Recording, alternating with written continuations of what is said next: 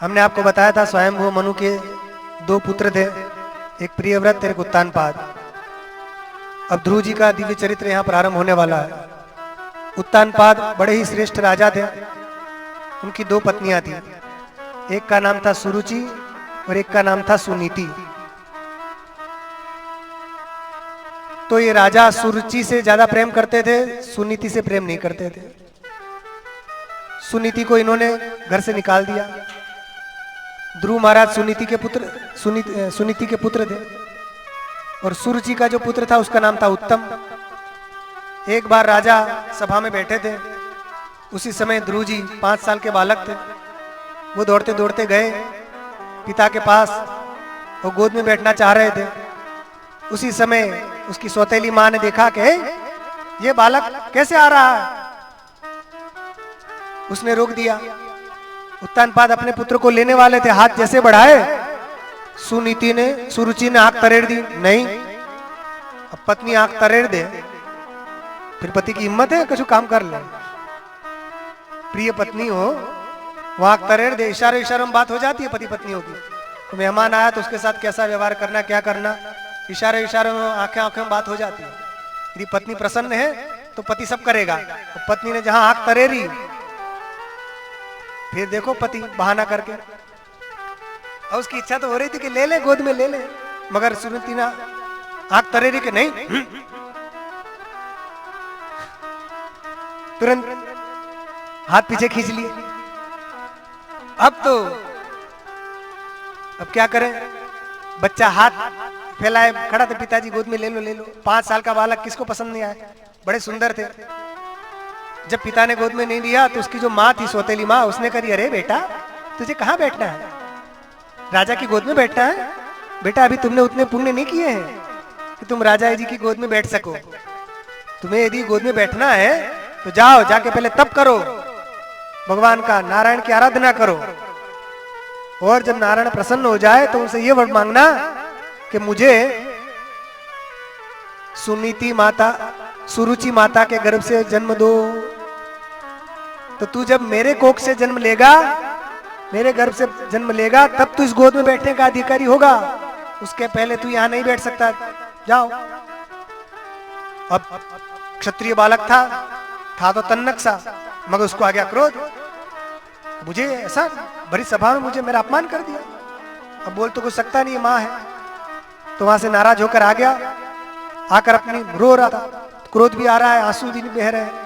उसकी माँ ने गले से लगा लिया, बेटा क्या हुआ बता तो सही। माँ ने कहा, जो अगल बगल वाले थे उन्होंने कहा आज तो ध्रुव का बड़ा अपमान हो गया।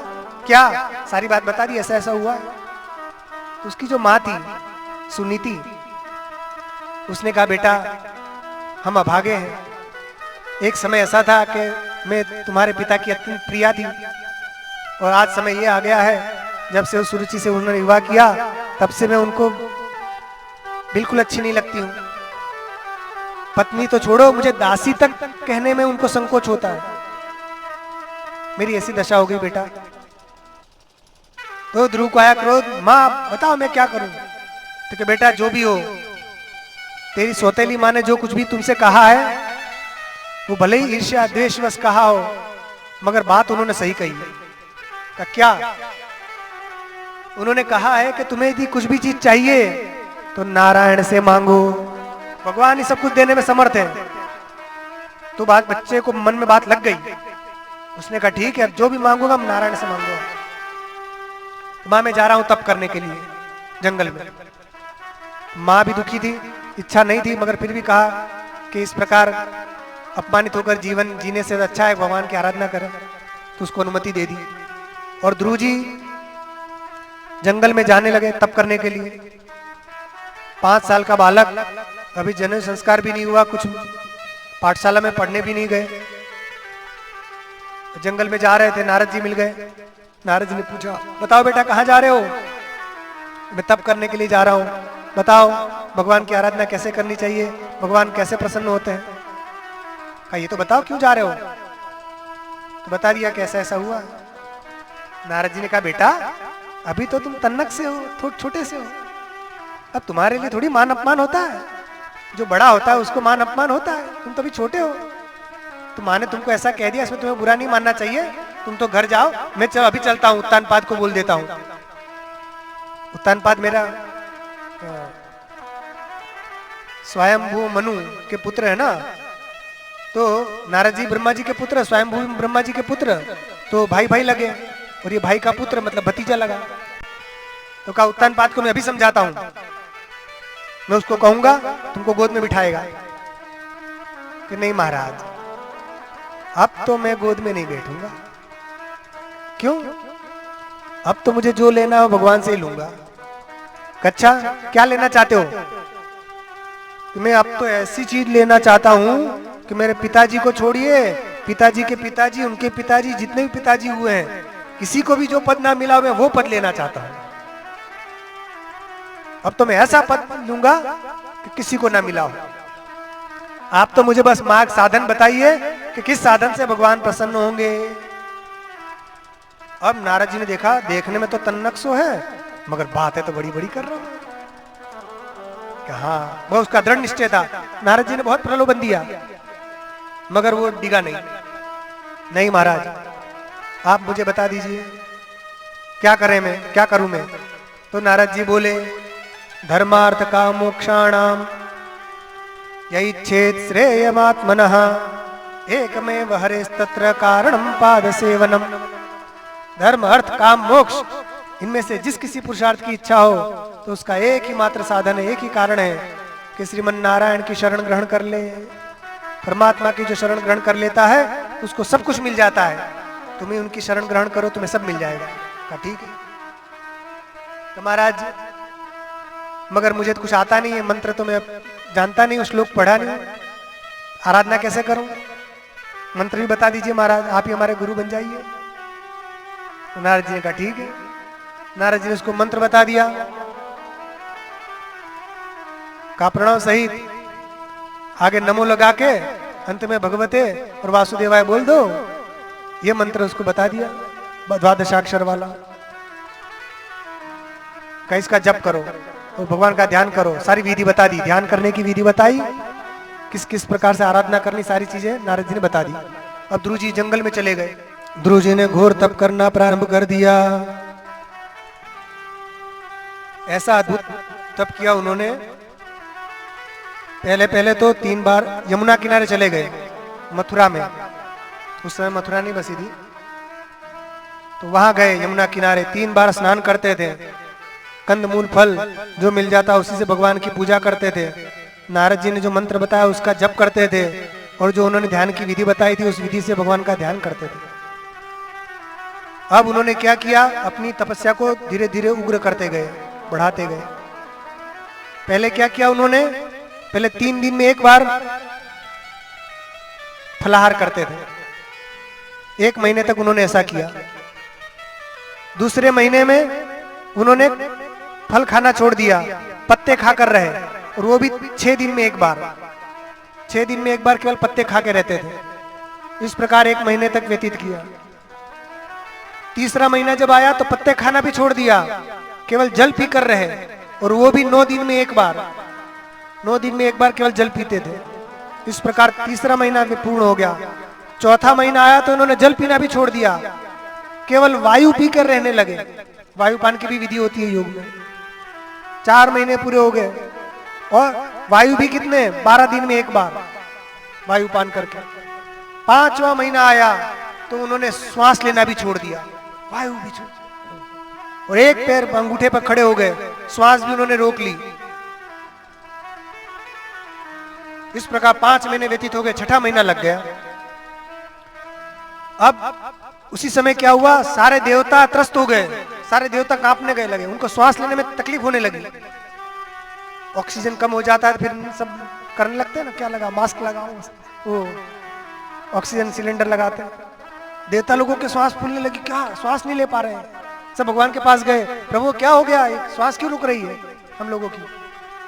तो कहा वो ध्रुव जो है वो आराधना कर रहा है, तप कर रहा है। उसने मेरे विश्व रूप की धारणा करते करते अपने आप को भी उसी रूप में मान लिया है। वो धारणा के प्रभाव से वो भी विश्व रूप बन गया, और उसने अपनी श्वास रोक ली है, इसलिए सारे चराचर जगत की श्वास रुक गई। तो कहा महाराज आप जल्दी उनको वरदान दीजिए, उनकी तपस्या से उनको निवृत्त कीजिए, वरना हमारी सांस रुक जाएगी। भगवान ने कहा चिंता मत करो, चलो। तो भगवान सबको लेकर चलो ध्रुव के पास चलते हैं। तो भगवान ध्रुव जी महाराज के पास आ गए, और जैसे ही आए ध्रुव जी तप कर रहे थे, एक अंगूठे पर खड़े होकर, श्वास भी नहीं ले रहे थे।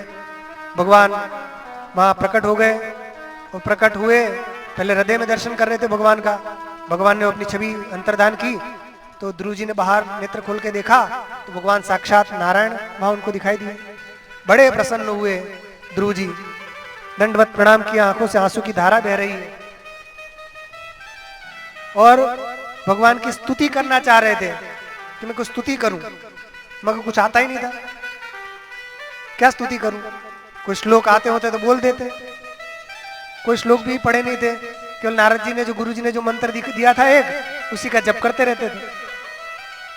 तो चाह रहे थे कुछ बोलना, बोल नहीं पा रहे थे। भगवान समझ गए कि कुछ बोलना चाह रहा है, तो उसी समय भगवान ने अपना शंख उनके कपोल पर स्पर्श करा दिया। जैसे ही कपोल पर जैसे ही शंख का स्पर्श हुआ, उसी समय सारी विद्या, सारे वेद शास्त्र उपनिषद सब ध्रुव जी के हृदय में प्रकट हो गए। और जैसे ही सारी विद्याएं उनके हृदय में प्रकट हो गई, तो उनके सारभूत उन्होंने भगवान की एक बहुत ही सुमधुर स्तुति की। क्या बोले ध्रुव जी? ध्रुव उवाच योऽन्तः प्रविश्य मम वाचमिमां प्रसुप्तां संजीवयत्यखिल शक्तिधर स्वधाम्ना अन्यांश्च हस्तचरणश्रवणत्वगादीन् प्राणान् नमो भगवते पुरुषाय तुभ्यम्। कि जो मैं उन परमात्मा को प्रणाम करता हूँ जो मेरे हृदय में प्रविष्ट होकर मेरी सोई हुई वाणी को जगा रहे हैं, मेरे हाथ पैर मेरी जितनी भी इंद्रियां उन सबको जो शक्ति प्रदान कर रहे हैं, जो सर्वसमर्थ परमात्मा है, उन परमात्मा को मैं नमस्कार कर रहा हूं। इस प्रकार उन्होंने 12 श्लोकों में बड़ी सुंदर भगवान की स्तुति की। भगवान प्रसन्न हुए, कहा मांगो बेटा क्या वरदान चाहिए। ध्रुव जी ने कहा प्रभु बस आपके दर्शन हो गए, अब कुछ नहीं चाहिए। मगर भगवान ने कहा नहीं बेटा मेरा दर्शन हो गए, तुम्हें मांगो क्या चाहिए। तो ध्रुव जी के मन में जो बात थी भगवान समझ गए, और ध्रुव जी को भगवान ने वरदान दिया कि बेटा मैं तुझे ध्रुवलोक प्रदान करता हूं। कैसा ध्रुवलोक? ये ध्रुवलोक ऐसा है कि ये ब्रह्मलोक से भी इसकी महिमा अपार है। कहा संसार के जितने भी ग्रह नक्षत्र तारागण, यहाँ तक कि सप्तर्षि सूर्य चंद्र जितने सब जिसकी प्रदक्षिणा करते हैं, वो ध्रुव का तारा, वही ध्रुवलोक है। सारा ब्रह्मांड उसी के चक्कर लगाता है, वो लोक उसको प्रदान कर दिया।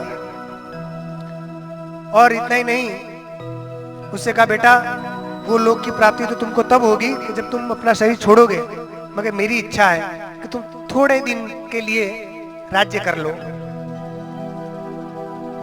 थोड़े दिन के लिए बस। तो कितने दिन के लिए महाराज? कि ज्यादा नहीं, कुछ ही दिन के लिए राज्य कर लो, चक्रवर्ती सम्राट बन जाओ पूरी पृथ्वी के। कितने दिन के लिए? तो बस केवल 36,000 साल के लिए, केवल 36,000 साल। बताओ 36,000 साल का राज्य देते हुए भगवान को थोड़ा लग रहा है। आजकल तो 5 ही साल के लिए तो ऊंचे नीचे हो जाते हैं। 5 साल के लिए सत्ता प्राप्त करने के लिए तो जी जान लगा देते हैं, मरने मारने को तैयार होता है ना, धर्म को ताक पर रख देते हैं। भगवान की आराधना का फल देखिए, 36,000 वर्ष तक का राज्य दे दिया अखंड, पूरे पृथ्वी के चक्रवर्ती सम्राट रहोगे तुम। और सारी उसकी भविष्य की घटनाएं बता दी कि किस प्रकार तुम राज्य करोगे, अनेक यज्ञ करोगे, और अंत में तुम मेरा ध्यान करके मुझे ही प्राप्त करोगे। ये सारी बातें भगवान ने बता दी। और वहां नारद जी उसके पिता के पास पहुंच गए थे, और पिता को जाकर बता दिया उत्तानपाद को कि तुम कैसे पिता हो, अपने छोटे से बालक को तुमने जंगल में भेज दिया। तो उत्तानपाद रो रहे थे, महाराज बड़ी गलती हो गई। क्या हुआ? मैं अपनी पत्नी के चक्कर में आ गया, इसके कारण मैंने अपने छोटे से बालक को जंगल में भेज दिया। वो बहुत दुखी हो रहा था। अब मैं क्या करूं महाराज? नारद जी का चिंता मत करो, वो तो महाभागवत है, वो तो ऐसा काम करके आएगा कि तुम्हारे खानदान में, तुम्हारे वंश में किसी ने ऐसा काम न कभी किया न कभी कोई कर पाएगा, ऐसी उपलब्धि वो प्राप्त करके आएगा। तो जब से नारद जी बता के गए थे, उत्तानपाद ध्रुव जी का ही चिंतन कर रहे थे, कब आएगा मेरा बेटा, कब आएगा। सब नगर में प्रतीक्षा हो रही थी, कब ध्रुव जी आएंगे, कब आएंगे। भगवान ने उनको आज्ञा दी कि जाओ, आप अपने नगर में जाओ। और भगवान फिर वहां अंतर्धान हो गए और ध्रुव जी फिर अपने नगर की ओर बढ़े। पता चल गया, नारद जी ने सूचना दे दी कि आ रहे हैं ध्रुव जी। तो उनके स्वागत सत्कार के लिए बड़ा धामधूम से ढोल नगाड़ा बजते हुए सब उनका स्वागत करने के लिए आए। और जो उनकी माँ थी सौतेली सुनीति या सुरुचि, वो भी आई स्वागत करने के लिए। उनका बेटा था उत्तम, वो भी आया। एक हथनी लाए बहुत बड़ी, और हथनी पर बिठाया ध्रुव जी को और धामधूम से स्वागत करते हुए नगर में ले गए। और सब अनुकूल हो गए, जो प्रतिकूल थे सब ध्रुव जी की जय जयकार करने लगे। बोलो ध्रुव जी महाराज की। ये किसका प्रभाव है? जो बैरी थे, शत्रु थे, वो भी जय जयकार करने लगे। ये भगवान की भक्ति का प्रभाव। उसके बाद ध्रुव जी महाराज अभी तो छोटे से, फिर जब तरुण हो गए, उनके पिता के हृदय में वैराग्य हुआ कि अब मुझे ध्रुव योग्य हो गए हैं तो इसको राज्य दे देना चाहिए। तो वो ध्रुव जी को राज्य सौंपकर उनका अभिषेक करके उनके पिताजी जंगल में चले गए। और ध्रुव जी बड़ा सुंदर शासन करने लगे, धर्म के अनुकूल उन्होंने शासन किया। उसी समय एक घटना क्या हो गई, उनका जो सौतेली माँ का जो बेटा था उत्तम, वो शिकार खेलने के लिए जंगल में गया और वहां किसी बलवान यक्ष ने उसको मार दिया। उसकी माँ भी उसके पीछे पीछे गई अपने पुत्र के वियोग में, और जंगल में आग लग गई, उसकी माँ भी जलकर भस्म हो गई। और ध्रुव जी को जब पता चला, ध्रुव जी युद्ध करने के लिए पहुंच गए और अकेले ने जाकर जितने भी यक्ष थे सबको मारा। मेरे भाई को क्यों मारा आपने? 1,30,000 यक्ष एक साथ आ गए लड़ने, सबको ध्रुव जी ने एक साथ युद्ध में परास्त कर दिया। फिर शांत नहीं हो रहे थे, स्वयं वो मनु आए, कुबेर जी आए, सबने उनको शांत किया, वरदान दिया, तब जाकर ध्रुव जी शांत हुए। और अंत में वे बद्रिकाश्रम चले गए। 36,000 वर्ष राज्य करने के बाद बद्रिकाश्रम चले गए। वहां पर घोर उन्होंने भगवान का ध्यान किया, तप करते रहे। जब उनकी आयु पूर्ण हो गई तो वैकुंठ से विमान आया ध्रुव लोक ले जाने के लिए। जब अपने लोक में जा रहे थे तो मृत्यु आ गए।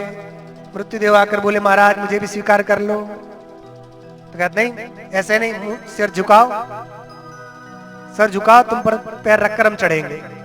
तो मृत्यु ने भी सिर झुकाया और ध्रुव जी ने उसके मस्तक पर पैर रखकर फिर वो उस विमान में आरूढ़ हुए। मृत्योर्मूर्ध्नि पदम दत्वा आरुरोक्षा भूतम गृहम। और फिर विमान में बैठ गए और सब उनकी स्तुति करते हुए जा रहे थे। जैसे उनका विमान उड़ा तो उनको अपनी माँ की याद आ गई। अरे मेरी माँ, देवदूत से कहा कि मेरी माँ को भी तो ले चलो साथ में। देवदूत ने कहा, महाराज क्या कह रहे हैं आप, माँ की बात कर रहे हैं? वो आगे देखिए विमान जा रहा है एक और, देखिए वो अच्छा विमान जा रहा है ना। हाँ, किसका है वो? कि उसमें आपकी माताजी जा रही है। अच्छा, हाँ, अरे आपके जैसे पुत्र जिस कुल में प्रकट हो जाते हैं उसका पूरा कुल पवित्र हो जाता है। आपको जन्म देने वाली जननी, उसका उद्धार कैसे नहीं हो सकता? तो आपकी माता आपके पहले आ जा रही है। ध्रुव जी को बड़ी प्रसन्नता हुई और वो बड़े प्रसन्न होकर ध्रुवलोक में निवास कर रहे हैं। आज भी ध्रुवलोक में ध्रुव जी विराजमान है, वहाँ भगवान का भजन कर रहे हैं और आनंद मंगल पूर्वक वहाँ रहते हैं। ये ध्रुव चरित्र हमने बहुत ही संक्षेप में आपको सुनाया। जो इस ध्रुव चरित्र को सुनता है उसकी सारी इच्छाएं भगवान पूर्ण करते हैं।